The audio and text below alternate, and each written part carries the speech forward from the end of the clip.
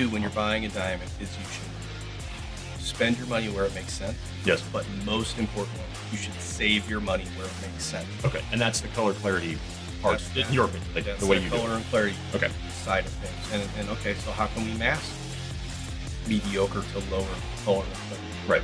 I'm glad you asked. I did ask that. Because that is the most important category Yes. for a diamond. Now, one thing I will, and I usually skip over carat weight, but I probably shouldn't because you think people understand what it is. I think it's the one most people are familiar with. It is. Because I think it's how big the diamond is. I think size when I think carat. But it's not size. What? Yeah, it's not size. Carat is a weight. Weight? A weight. So you can have 2 1-carat diamonds. Yeah. And one, if it distributes it, again, looking at the diamond from the face up, Yep. one can distribute its weight this way. Okay. And the other one can distribute its weight this way. They Okay. both weigh 1 carat. Yep. But if your eyeball is up here looking down at this one, the gonna one that look- distributes this weight this way is going to look much larger. Okay. So it's important probably to get a diamond that does neither, right? It combines proper proportions, so you're maximizing the amount of light that the diamond returns, which brings us to the most important category. What is the most important category? Cut grade is always the most important. Now, is this just your opinion trying to sell me a diamond, or is this a universally understood opinion? I think it will depend. You will get varying opinions from different. This is one of the reasons why buying a diamond can be confusing to a consumer, is because you'll go into different stores and they'll say that clarity is important. Mm-hmm. One will say, well, you're going to notice color more than you're going to notice clarity, and you probably do. Like between the two, I would say color is more noticeable than clarity generally. So there's some truth to that. All right. But I ask myself as a customer walking through the door, one of the things that I tell everybody is absolutely nobody is ever going to walk up to her when that diamond is on her finger and they're going to say, that's a really pretty 104 I SI2. Right. Because that would be like the most ridiculous thing to say to anybody that is wearing a diamond. But what they would say is, your diamond is so big. Your diamond is so sparkly. Yes. Your diamond is so bright. Why does your diamond light up in this dark bar or restaurant that we're in, and mine looks so bland? Yeah. It has nothing to do with color and clarity. Okay. Color and clarity, it has almost nothing to do with color and clarity. Color and clarity are really only visually apparent in the diamond when they're pretty bad. Okay. But the way that a diamond sparkles, the way that it returns the light, Yes. has almost everything to do with the proportions of that diamond. GIA, Proportions meaning how it's cut. how it's cut. Okay. Diamonds are cut to maximize the way that light comes in through the top and then leaves through the top. Because we want them to sparkle as much as possible. Like that's what you're after when you're Some cutting of a the diamond. myths You're that trying you'll to hear is get people will say, well, I got to set my diamond up high because I want light to come in through the bottom. No, you don't. Diamonds aren't cut to return light from the bottom. Light comes in from the bottom, obviously. It has to. But the diamond is controlling the ray of light.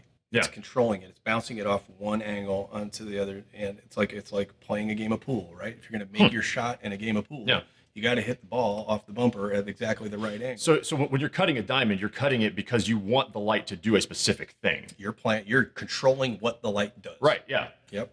That's neat. Okay. Yep. And that's the skill of a master cutter. Sure. Right. And that's the idea behind buying a diamond that's cut to AGS 0 cut grade standards, like our Jack Lewis Flame collection of diamonds, or buying Shameless plug. that'll come up later, or a diamond that's just not cut quite as well, and that's okay. Again, that's up to the consumer. Maybe they want a little bit. Maybe they want a diamond that looks a little bit bigger, and they're willing to. They could still take that same budget that they were willing to spend and spend it on weight rather than on the quality of the cut grade. But one of the nice things about cut grade is if you are maximizing the amount of cut grade. Let's say somebody comes in, and we never ask people to adjust their budget. We might just ask you to adjust your expectations of what you're going to get for that budget. And my advice is always, somebody came in thinking they were going to spend their money and get a full 1 carat for that money. Right. I might say, buy a 90. Buy a 90, a 0.90 carat. What does that mean? What point? It's 10 points if a diamond's broken up, or if a carat weight's broken up like $1. 1.00 is a 1 carat. Okay. 0.90 would be just under a 1 carat. Right? And sometimes you'll call it like 83 points. Well, that'd be in the 80s. But if you had something in the 90s, like 0.9, 0.96, something like that, you're going to have a diamond that's going to face up similar to a 1 carat. It's not a 1 carat. We won't call it a 1 carat. What do you mean face up? It's going to face up. Face up. Like, remember how we were talking about the way if we're looking at the diamond face up from this direction? Yeah. We're talking about color. So you're saying it's going to look similar-ish, even though it's technically not as big. Right. It's going to look similar weight is to a 1 carat. Right. Okay. You don't want to buy that diamond as a 1 carat. It is not a 1 carat. Right. Because it's under a 1 carat, it will be substantially less expensive. Right. Right. But you might be spending your money on the quality of the cut grade, and you can also mask a little bit of color and clarity in that stone. Let's say you have a diamond that's cut to those ideal cut standards, but it's an I or a J in color, or it's an I1, Si2. You might be able to, you can mask some of the sins of Mother Nature by controlling the way that the diamond is cut. So as you go through this, and again, I'm the customer who knows nothing. So as you use as we've established, very clearly, as you use certain terminology, I'm trying to, because I've heard you talk about it for years, but I'm trying to. So you mentioned ideal. Oh, so you're bored. You're bored with this conversation. You've mentioned ideal cut just right there. Like what is like that? I've heard that term in things. What's ideal? What does that mean? It's a very generically used term, honestly, in this industry. And is that something I should care about? Like do I need to know that that's the type of cut that it's 100% the thing that you should care about the most. Okay. It is the thing that you should spend your money on. If it costs a little bit more to have an ideal cut, I would always recommend dropping your color and clarity down a little bit accordingly to match your budget to that. And so is it because, as we've talked about with the cut being most important, and how a master cutter will cut with a specific strategy in mind to maximize and control the light the way that he wants it to come out of that diamond to maximize sparkle, that's why I should care about trying to find as close to ideal cut as I can afford. That's correct. And so if I have to compromise on the size of the stone, I should be willing to do that in order to get something that's closer to ideal cut because of the way it's going to sparkle on our finger. I've seen this with my friends over the years where I'll have this conversation with them, and they'll buy a 1 carat AG as a 0 cut grade. Right. And I'll say, look, you guys are going to go to dinner with other couples. You're going to sit down and you're going to talk about it. And you're going to say, our diamond, everybody starts, because at some point it's going to come conversations, especially if you have like newly married or newly engaged people, or generally you have people that are kind of like at the different levels of what that looks like, or you have people that haven't quite looked yet. They're just serious.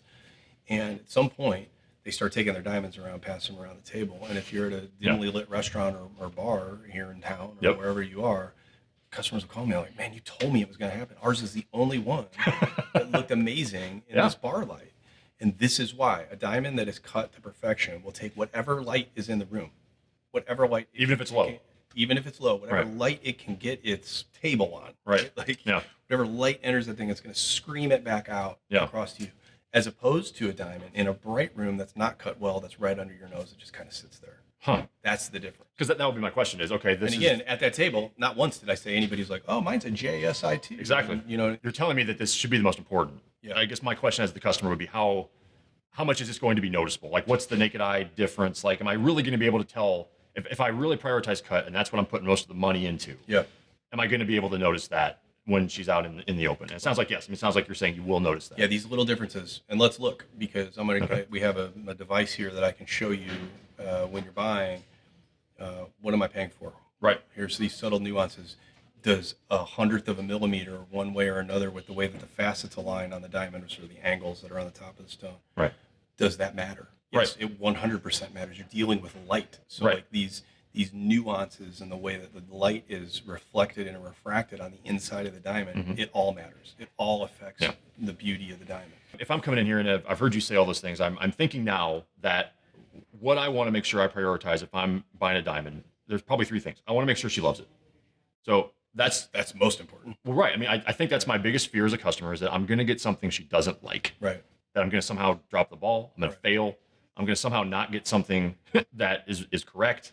Like I have that nervousness, that tension, that fear that I'm going to mess up. So there's that. Then it's going to be, it sounds like I should prioritize the cut, and probably how big it is something that it's probably going to be going through my mind too. Is I don't want to have some tiny little thing on her finger, like, because that's just probably a machismo male pride thing that, you want to just make sure she has something that's somewhat big enough and that she's going to love it.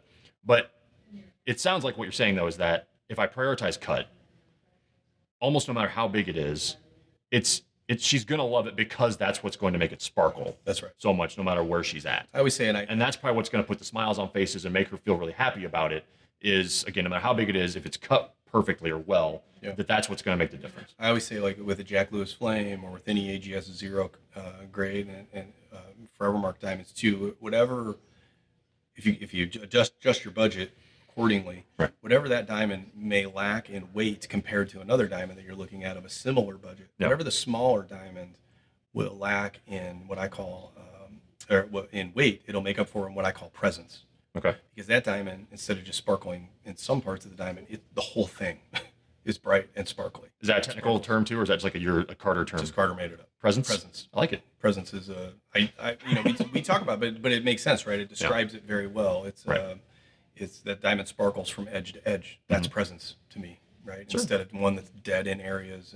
And again, we have this wonderful device, which is kind of at the heart of what we do here. Okay. Yeah. Well, so what's this? So, so again, I'm a customer. I've never seen this before. Is this something I should care about? Like, what is this? Well, we care about it because we use this. I actually just returned from Belgium, and I took this with me. This is a way that we'll go through parcels, which is large quantities of diamonds. So Okay. I look at a parcel of, say, 30 diamonds, and I'll put diamonds on this individual stick, and I will put it through here, and I'm going through and I'm choosing the best quality cut grades from that parcel. Okay. So you just have like an envelope full of just a bunch of loose diamonds. Yep. And you just go one by one and look at them, and you're looking for. It's the whole reason I do it there. Yeah. Is I'm not going there to buy pre-graded diamonds. Okay. Right. I'm going through to give my own discerning eye, my own talents that I've learned over the years, and Scott has learned over the years. Of this diamond it might not be a 0, but it might be a 1 or a 2 cut grade, which we'll talk about what that means in a second. Yep. And so we know that those diamonds would be of high enough quality. And so I guess my point always is on that. If I'm going to go through a parcel of diamonds, and some of them are going to be a low cut grade, and some of them are going to be a high cut grade. Well, if it's all the same price for the diamonds out of that parcel, why wouldn't I want the best quality? Is that how it's done? Like the diamonds are mostly the same price? Sometimes, yeah. But that's over there. That's why I do it over there. And there are some chances for me to do that here, but So the idea is it's always kind of my point. Is like I'll buy I'll buy these 3 out of the 30. And what do most people do then? Like people like you, did they just buy whatever's given to them? No, like why would they not do the same thing? I guess most stores are buying pre-graded, already determined. Why? Because they don't have the skill or the talent or the time, or they don't care enough. I mean, I don't want to say. But that's what I would wonder as a customer. I'd be like, why are you able to get these and somebody else isn't? One, it can be that stores lack the education and the experience to do that. Okay. We're very proud of it, and Scott and I are nerds about it. We both love it. I'm telling you, like I looked at my wife in Belgium. I've got diamonds in front of me, and espresso, and this thing, and I'm like, I am in my element. I love this. Right. Because you're also buying nice values. Right. And it's a way for us to put a 1 carat HSI2 Jack Lewis flame that I know is going to get a 0 cut grade. And it's a fraction of the price of what some branded cut grade diamonds might get. Some branded ideal cut diamonds might get. So it's a nice way to offer value to the customer. Whereas if I buy one that's already pre-graded, it's not that there's not bargains in there. You just have to be discerning and particular on what you choose. And we buy those as well. I'm not saying I'm just saying the purpose to those trips, I'm not going to go all the way overseas and buy things that I can buy here. Exactly. Gotcha. So this is the beauty to that. And it's a fairly large percentage of our diamond wallet here at this store. It's stuff that you found in a parcel of diamonds at a lower price that you just identified, like, ooh, there's a steal. That's right. Why is that in this parcel? I'm going to take that one. That's right. And then we send it in. We grade it when I get back, and we send it to the American Gem Society generally for grading. Gotcha. And in particular, focus on their cut grade. All right. So the American Gem Society cut grade is based on, first, the 2 most respected cut grade systems in the world would be GIA and AGS. Okay.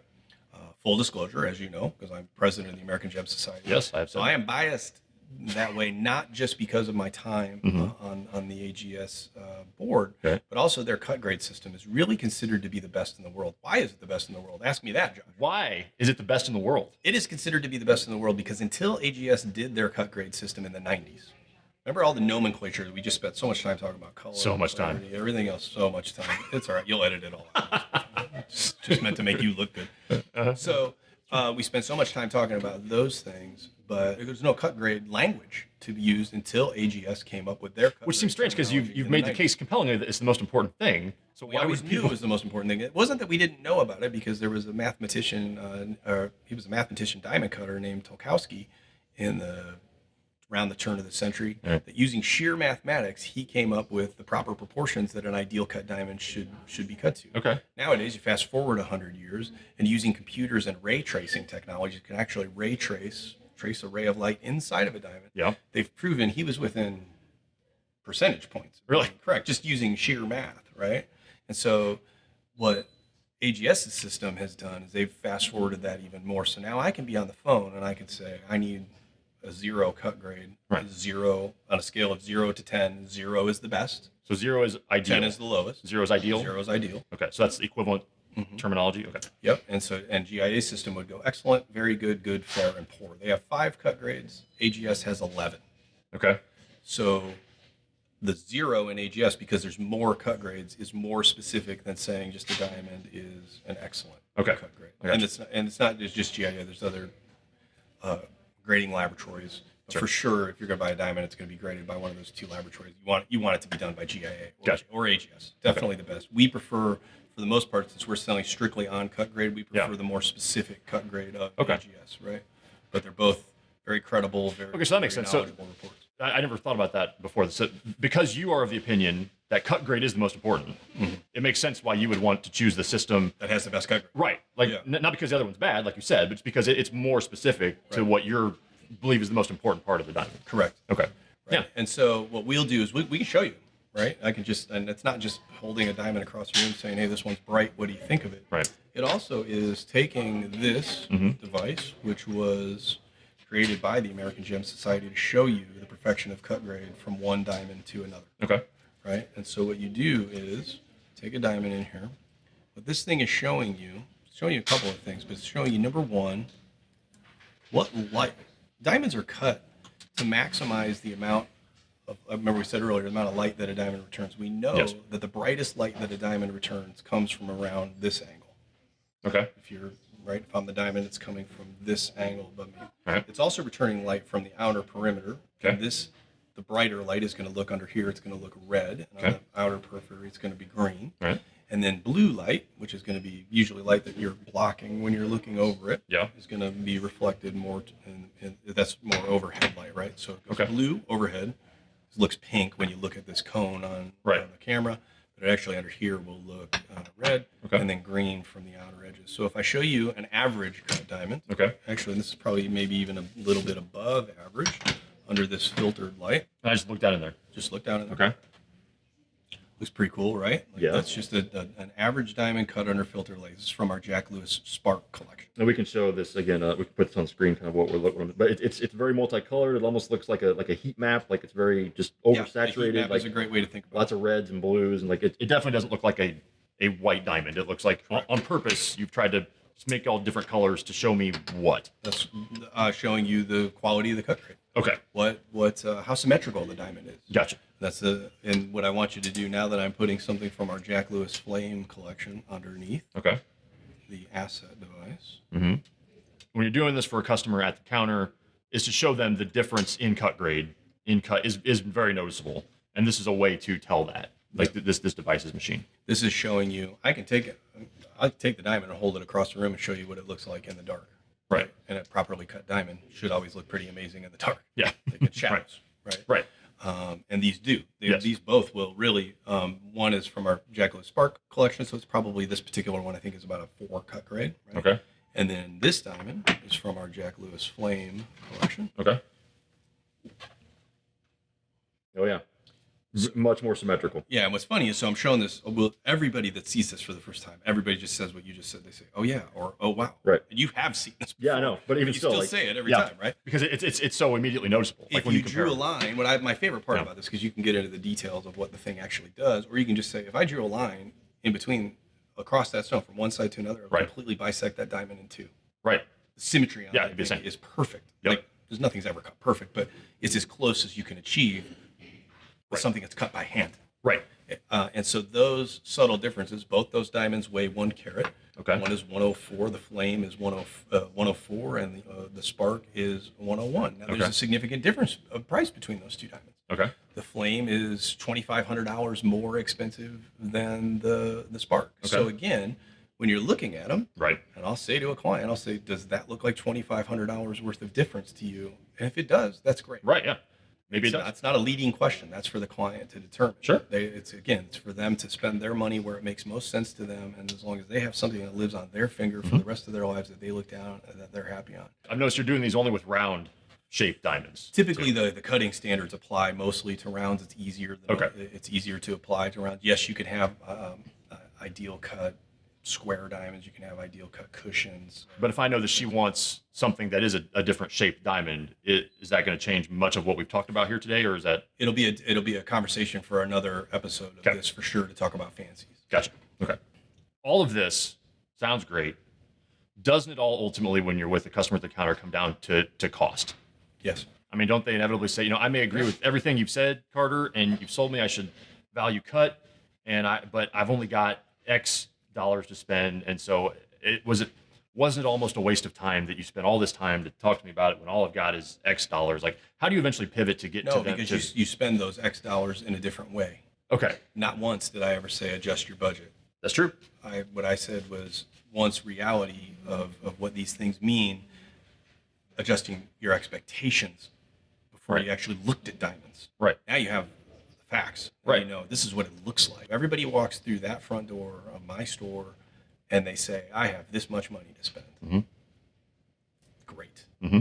I'm here to help you spend that much money. If that person says I have $5,000 and I end up selling them a $6,000 diamond, it's a pretty good reason probably why they spent a little bit more. Right. They might have gotten a bigger diamond, or it might have been a little better cut grade than they were anticipating, or actually cut grade's not the thing that they walk in the door even thinking about. Right, yeah. It's the ironic thing. I wouldn't have. It's the most important thing, and it's the thing that they know nothing about. Right. I would have thought size. I need a 1 carat. I've heard of 1 carat or shape. It's probably what I'm thinking. Right. When I walk in. You know, so we're here to break down kind of some of the nuances of what that looks like and what the reality does of when you actually have to pay for it. Right. All right. So how do you close it? Like, you've given me all this. What's your closing? Like, am I going to buy this diamond from you, or I don't know? Like, I'm on the edge. What do you say? What if I seem uncertain? Right? Do you push me? Do you think never. Do you think that I know this guy wants it? He just isn't ready to do it. Like, what do you do? It's funny because we call this like the sales process, right? This Yeah. isn't the sales process for us. Okay. Matter of fact, if there's anything at this store, my team would probably tell you this too. We're probably not pushy to a fault Okay. because this is a big deal, right? Yeah. So, Yeah. So what we're gonna do? Let's say Josh says, I got all this over. Right. Good man. I got to sleep on it. I got you told me a lot. Right. Kind of a big decision. Probably It is. smart. We're gonna write the information down. We're gonna contact you via text, via email, likely within the hour, where we're gonna send you the information of what you looked at. You're always welcome to take pictures. Matter of fact, Sure. Yeah. under this device, I always recommend somebody take pictures of the diamond With an iPhone. an Android is typically a better phone. Okay. Not that I'm biased and not that you're an iPhone guy, but I just find that the camera is, I mean, I just like high quality things. And so, right. I mean, typically, the high quality stuff that I take pictures of with my Android and put it on. I mean, it's okay. It's passable. I mean, you're in the diamond business. You should want to make it look the best. Ulits are winning. Okay. So so we're gonna send you all that information. Yep. You're gonna have it. Typically, we're also gonna get a ring size. What Okay. we're here for the That's right. Yeah. recipient. I don't know what size her finger is. So how's that? And then you'll have all that in an email form or text form, whatever works best from you. But we're never pushy. Okay. Doesn't work that way. Pushy doesn't work for me, and it's not gonna work for All right. clients. Well, I mean, I guess I'll have to get back to you. I need to sleep on it. All right, yeah. I mean, don't call me. I'll call you if I'm interested. Right. How long do you let that linger? Like, do you follow up with a guy Yeah, we would a follow week up. later or something? Yeah, probably a week, and then we're gonna leave. Because I mean, if I'm here, like, I want to buy this. I'm thinking I would imagine. Yeah. So sometimes you might just need a little bit of a nudge.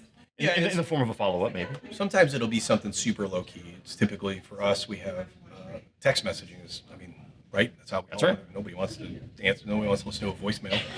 We want to answer an email or a text at our leisure. That's Right. typically how we're gonna do it. Again, I don't want to feel bad. I don't want to feel guilty that I can't afford the nicest thing possible for my girlfriend, right? And so, because that's where I'm coming in at. I'm thinking I want to get the best thing. I want to get something she's gonna love, and I don't want to make a mistake, right? Yeah. So yeah, that's what we want. So when it gets to the point where it's uncomfortable to talk about, I've only got this much money though, just I guess being able to walk me through that and help me prioritize what I should prioritize, so that I still feel good about what I'm getting her, and knowing that First I'm of not all, making a mistake. especially when people get married young, nobody ever gets exactly the size diamond that they wanted to get when they were 23. Right. Yep. Right.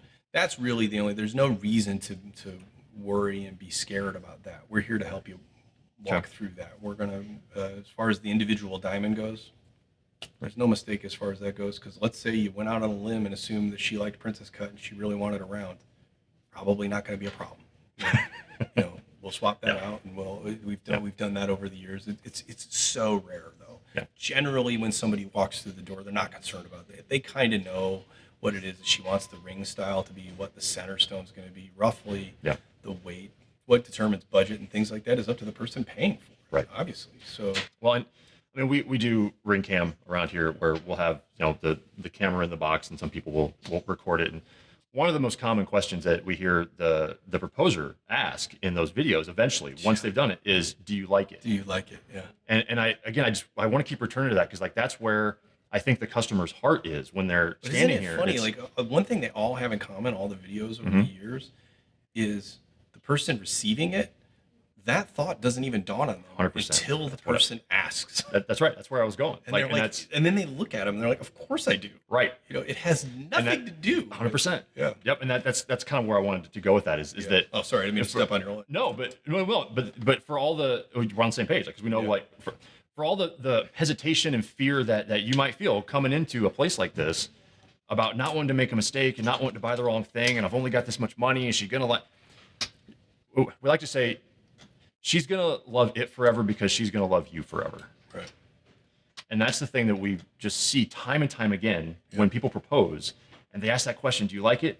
Like you said, the answer is of course. Yeah. She's going to love it. You will not make a mistake with this. No, you because it means more than just the sparkly rock and the shiny metal. metal. You're saying that, I'm thinking like nobody ever made a mistake by buying a diamond for somebody they love. Exactly. Right. And Right.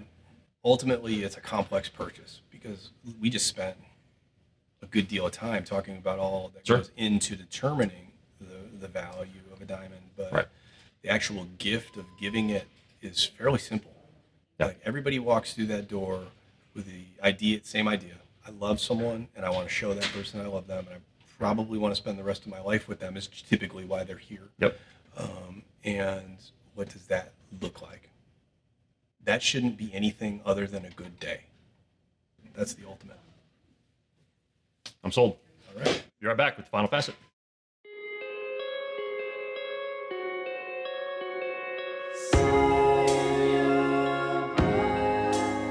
Visit us to view our signature collection of handmade diamond jewelry. Jack Lewis Jewelers. We know what this means. Real is rare. Real is a diamond. So thanks everybody for listening to me ramble. Obviously, diamond cut and quality of a diamond are very important to me. It's the foundation really of just about any store that sells diamonds. But I would just encourage you when you go through this process, when you walk through my door, when you walk through anybody's door, wherever you are, really kind of in the country, you're going to walk into that store with preconceived notions. Throw all that stuff out the window because you're not buying a diamond based on how it looks on paper. As I always say, the grading report is important, but you're not buying a grading report. You're buying something that's tangible, it's real, it's vibrant, it's beautiful, and most importantly, you're buying it because you're in love. And you can really make this process boring. You can make this process unemotional if you just want to focus on percentages and the facets of the diamond or the culet or the fluorescence or anything else that you want to break this down to. Or you can just say, I want the most beautiful diamond that I can afford, and I'm willing and open to diamonds in various categories. So that's my advice, is don't walk into a store saying, these are the things I don't want. Walk into a store and be open to various possibilities. I buy diamonds every day, and it's unbelievable how many times they show up at my front door and they did not look to me how I thought they were going to look on a computer screen. And this happens all the time. So be open, and the right diamond's out there.